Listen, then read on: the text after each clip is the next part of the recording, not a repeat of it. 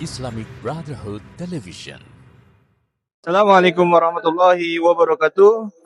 Alhamdulillahirrabbilalamin. Hari ini saya, reporter IBTV, sedang berada di Posko Bencana Tanah Longsor Kabupaten Bandung Barat.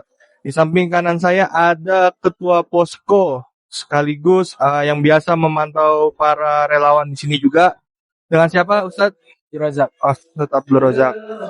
Sedikit banyak kita akan tahu ini udah mau agenda penutupan posko ya, Ustadz? Betul, agenda penutupan. Hari ke-17. Hari ke-17. Masih melakukan apa aja nih, Ustadz?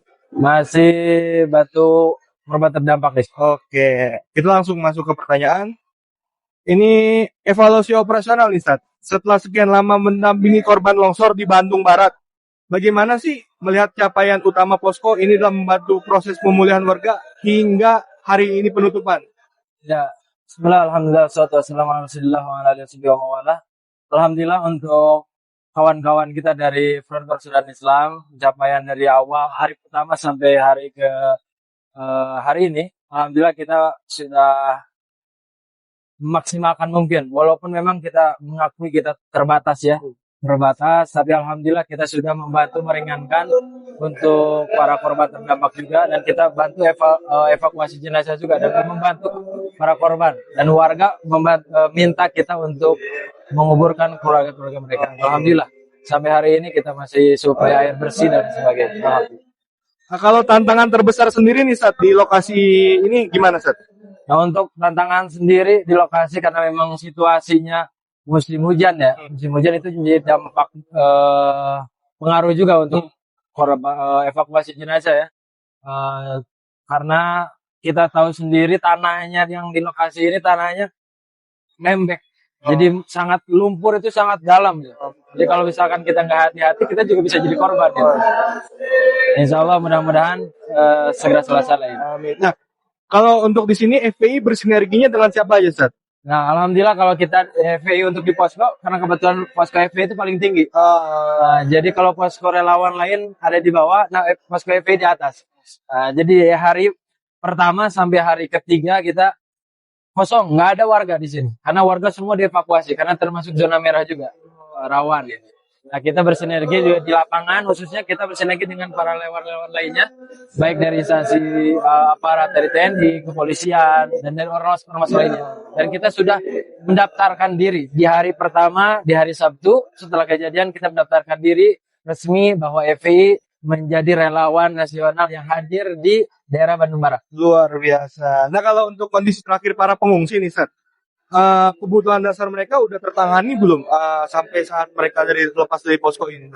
Alhamdulillah untuk para pengungsi, karena memang kita dapat info juga dari pemerintahan, memang untuk kebutuhan mereka sudah ada yang bantu, dan bahkan dari donatur lainnya pun ada yang menjamin lah intinya.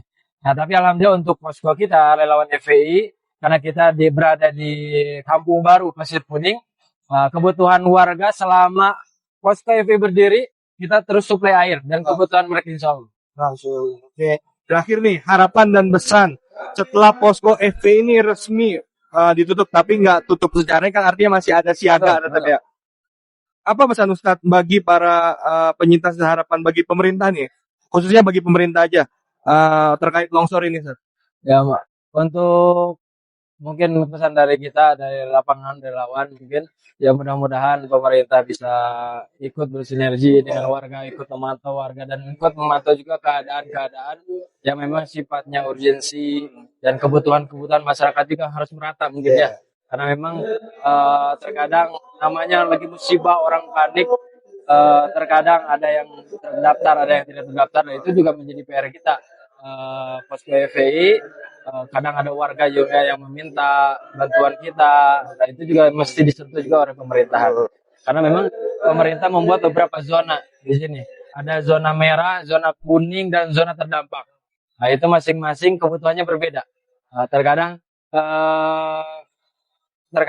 zona kuning dengan zona merah nggak disamakan, padahal kebutuhannya bisa sama ya. Betul, sebenarnya sama, karena semua terdampak. Zona merah terdampak, zona kuning pun terdampak. Baik, itu yang bisa saya sampaikan dari lokasi longsor Kabupaten Bandung Barat. Reporter IBTV melaporkan sekian. Wassalamualaikum warahmatullahi wabarakatuh. Assalamualaikum warahmatullahi wabarakatuh.